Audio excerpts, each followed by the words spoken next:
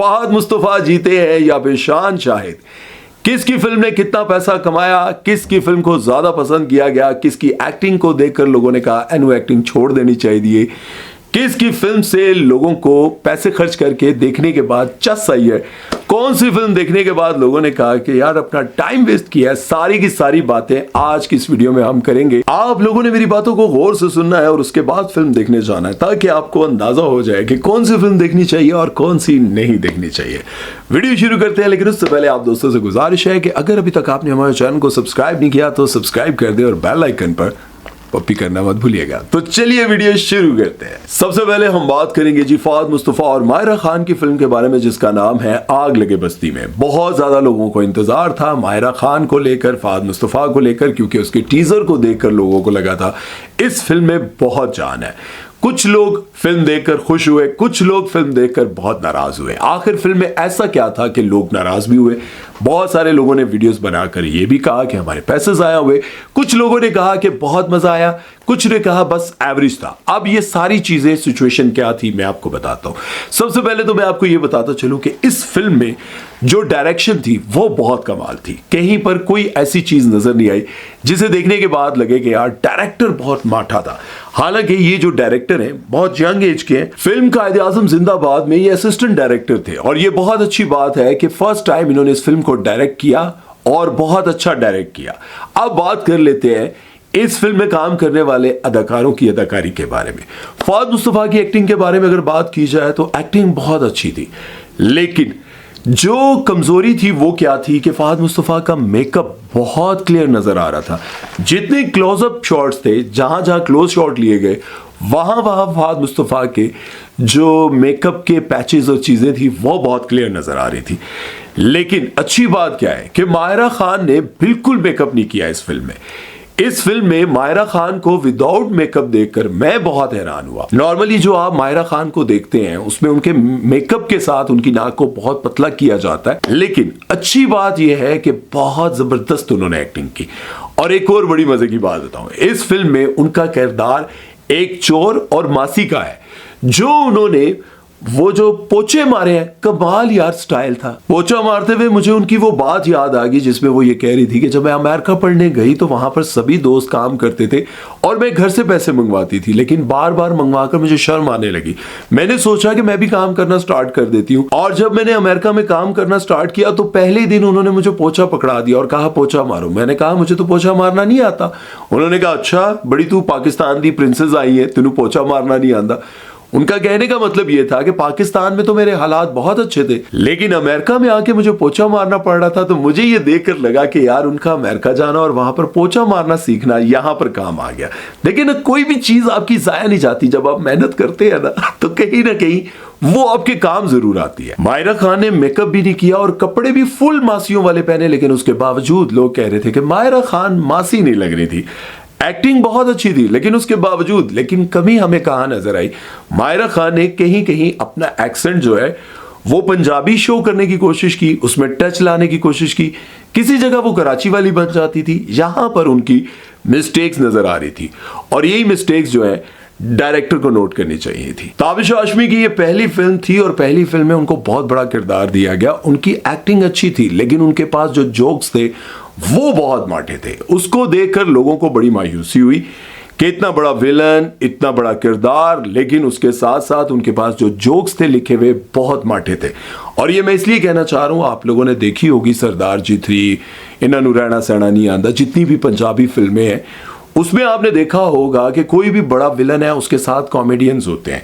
यहां पर इनके साथ जो कॉमेडियंस थे वो बहुत, पता नहीं उन बेचारों को अच्छा नहीं लगेगा, लेकिन उनके पास जुगतें अच्छी नहीं थी। अब ये कसूर उनका नहीं है, ये कसूर है स्क्रिप्ट का। अगर आपने फिल्म को कॉमेडी के तौर पर दिखाना था कि लोगों को हंसाना है, लेकिन उसके साथ साथ आपने या तो स्क्रिप्ट पर बहुत काम करना था या फिर आपको पंजाब के कुछ कॉमेडियंस को साथ डाल लेना था। देखिए हमारे जितने भी पंजाब के कॉमेडियंस हैं, नासिर चिन्योटी है, तहार ठाकुर हैं, बेशुमार लोग हैं जिनके बगैर इंडिया की फिल्में अधूरी लगती हैं। इंडिया का जो पंजाब है वहां पर जितनी भी फिल्में बनती हैं जो बाहर शूट होती हैं वहां पर पाकिस्तानी कॉमेडियंस को लाजमी लिया जाता है। उनके बगैर उनको लगता है कि फिल्म अधूरी है। लेकिन पाकिस्तान में जो फिल्में बनती हैं उसमें इन लोगों को नहीं लिया जाता। तो ये लगता है कि यार वो चिराग तले अंधेरे वाली गल है।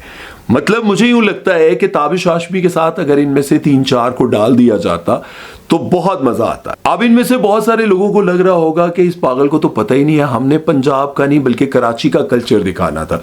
कल्चर कहीं का हो, क्या पंजाबी वहां नहीं जाते या फिर उर्दू स्पीकिंग इधर पंजाब में नहीं आते, सब एक दूसरे की तरफ आते जाते हैं, तो कोई ऐसा किरदार आप डालते जिसमें कॉमेडी मजा कर रही होती। ताबिश हाशमी की एक्टिंग बहुत अच्छी थी, लेकिन इनके साथ अगर वो जो चेले होते हैं जो बंदूकें कहने लगा था, जो बंदूकें उठा के खड़े होते हैं, उनमें अगर आप 2-3 और लोग डाल देते जिनको देखकर लोगों को वैसे ही हंसी आ जाती है, तो मेरा ख्याल है कि अगर उनको डाल दिया जाता तो फिल्म में जान आ जाती।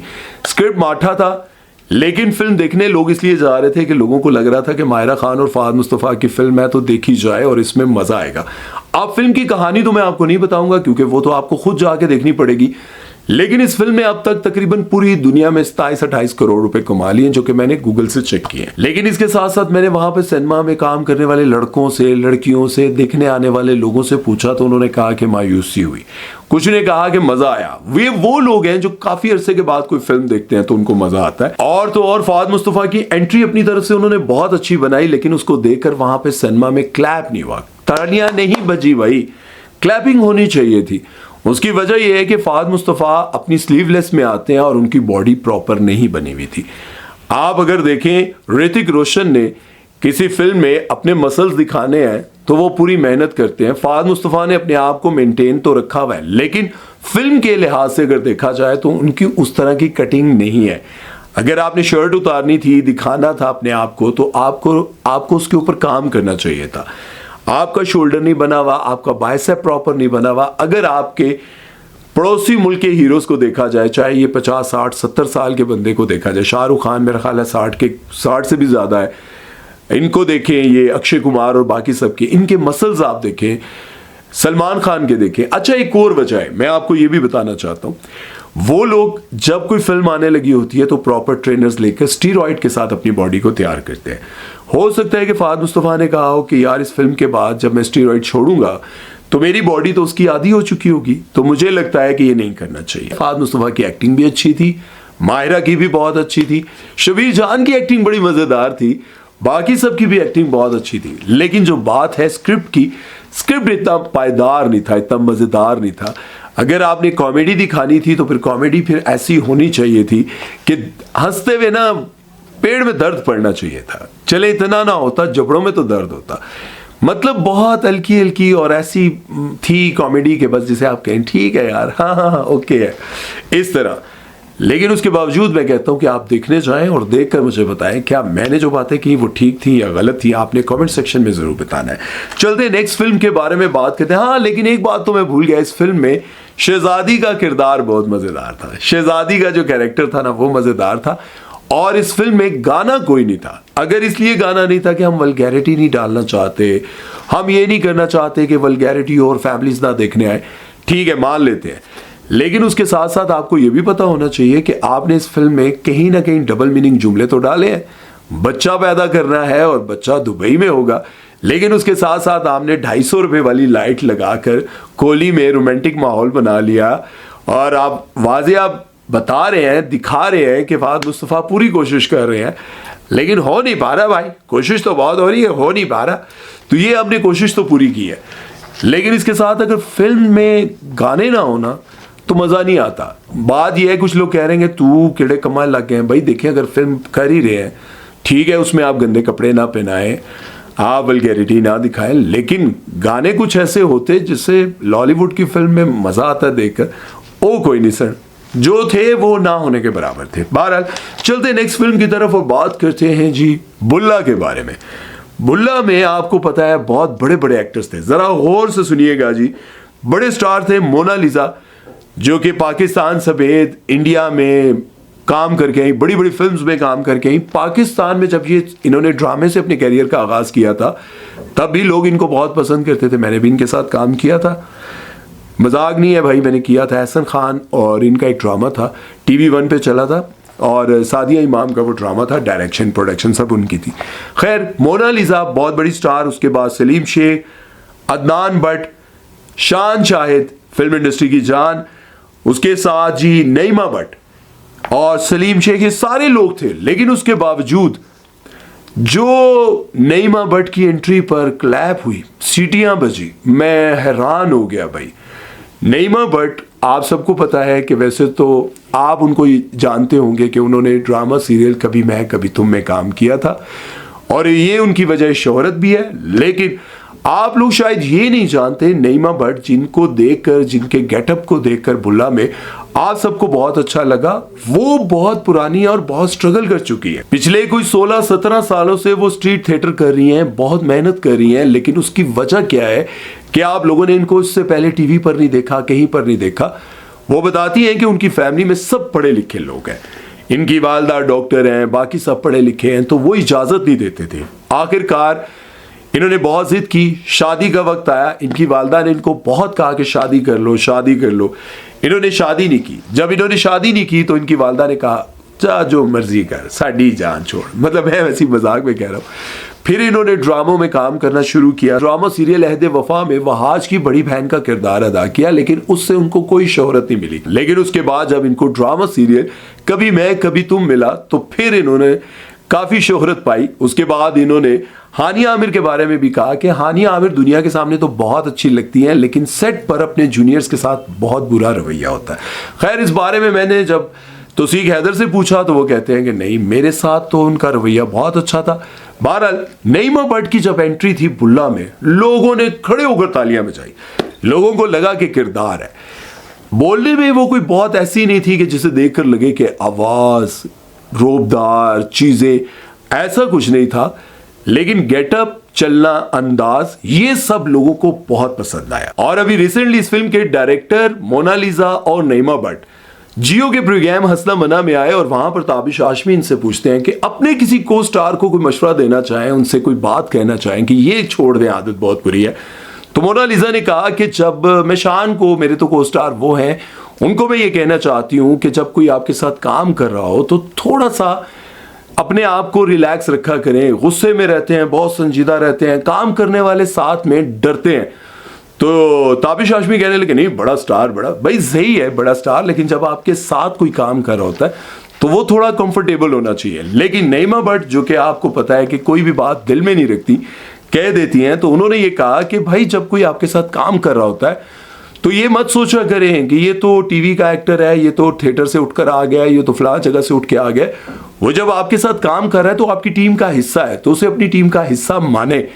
और आप सबको ये बात पता है कि शान शाहिद के बारे में अक्सर हमारे जितने भी लोग हैं फिल्म इंडस्ट्री में काम करने वाले, वो ये बात कहते हैं कि शान शाहिद बहुत गुस्से में रहते हैं, ऐसा नहीं होना चाहिए। और यही वजह है कि कुछ लोग उनके साथ कंफर्टेबल भी नहीं होते। खैर, इससे हटकर अगर हम फिल्म में उनकी एक्टिंग के हवाले से बात करें तो एक्टिंग उन्होंने बहुत अच्छी की। इतने सालों बाद उनका कमबैक हुआ, बहुत अच्छी एक्टिंग की। लेकिन उनके मेकअप पर मुझे यूं लगा कि मेकअप तो नहीं था, उनकी झुर्रियां, उनकी आंखों के पफिंग, ये सारी चीजें नजर आ रही थी।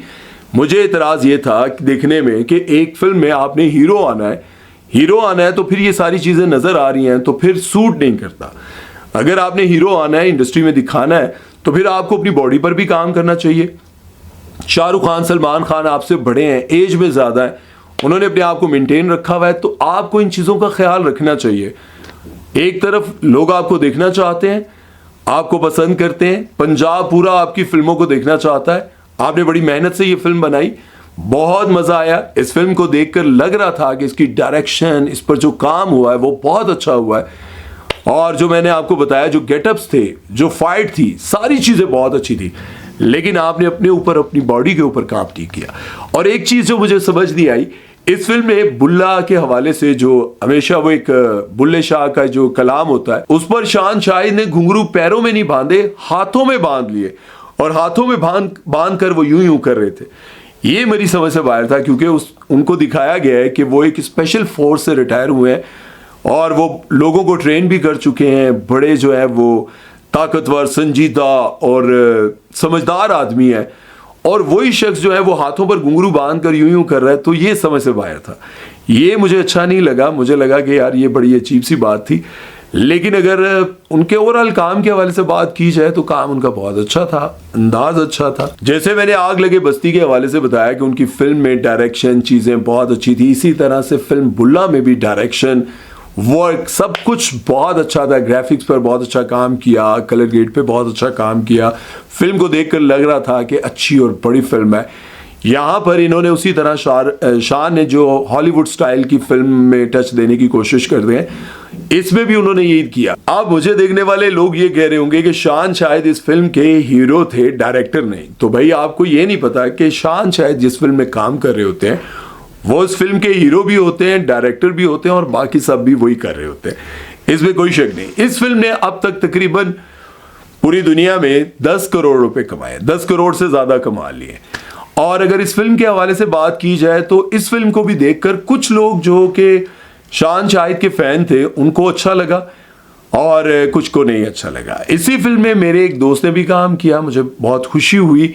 उनका नाम है वसीम। उनके जो डायलॉग्स थे, 4 दिन दी जिंदगी है तया बाबेदार चौथा दिन सी, वो बहुत अच्छा उन्होंने काम किया। क्योंकि अगर मैं इस फिल्म पे बात कर रहा हूँ तो मेरा दोस्त जब ये वीडियो देखेगा तो उसको लगेगा कि मेरे पर बात नहीं की तो दुख होगा। वो बहुत स्ट्रगल की उसने, आज फिल्म्स में काम कर रहा है, बहुत अच्छी बात है। डेली गेट में भी उसका बहुत अच्छा किरदार है विलन का, और इस फिल्म में भी उनको बड़ा अच्छा किरदार मिला। अल्लाह ताला उनको भी कामयाब करे। दोनों फिल्म्स आप देखने जाइएगा और आप लोगों ने मुझे बताना है कि आपको कैसा लगा। मैंने आपको बता दिया है कि इस फिल्म में कॉमेडी नहीं है। इस फिल्म में बुल्ला में आपको मार धाड़, खून खराबा, एक बाजू उतर गया, गर्दन उतार दी, इस तरह की चीज़ें आपको देखने को मिलेंगी। शान शाहिद की फाइट का जो स्टाइल है वो आपको हॉलीवुड स्टाइल की मिलेगी। उसमें गले शले काटना, ये वो सब कुछ वो आपको नजर आएगा। लेकिन अगर दूसरी तरफ देखा जाए तो उस फिल्म में आपको ऐसा कुछ नहीं मिलेगा, लेकिन फन थोड़ा बहुत मिलेगा, मजा आएगा। दोनों में से अगर आप खून खराबे से बचना चाहते हैं तो फिर आपको आग लगे बस्ती देखना चाहिए, आग लगे बस्ती में। और अगर आपने खून खराबा, फाइट और ये सब कुछ देखना है तो फिर आपको बुल्ला देखनी चाहिए। इन दोनों फिल्मों के बारे में मैंने आप सबके सामने जो कुछ था रख दिया। अब राय आपने देखनी है, राय आपने देनी है फिल्म देखने के बाद। हो सकता है मेरी बातें आपको कुछ अच्छी ना लगी हो, लेकिन फिल्म देखने के बाद अपनी राय कमेंट सेक्शन में जरूर देखिएगा। यार आज मेरे सारे जुमले गलत हो रहे हैं, कोई गल नहीं भाई, मैं रीटेक नहीं करांगा, मैं सब कुछ सच सच बोलांगा। अपनी राय जरूर दीजिएगा, अपना ख्याल रखिएगा। सुमैर चौधरी को दीजिए इजाजत, अल्लाह हाफिज।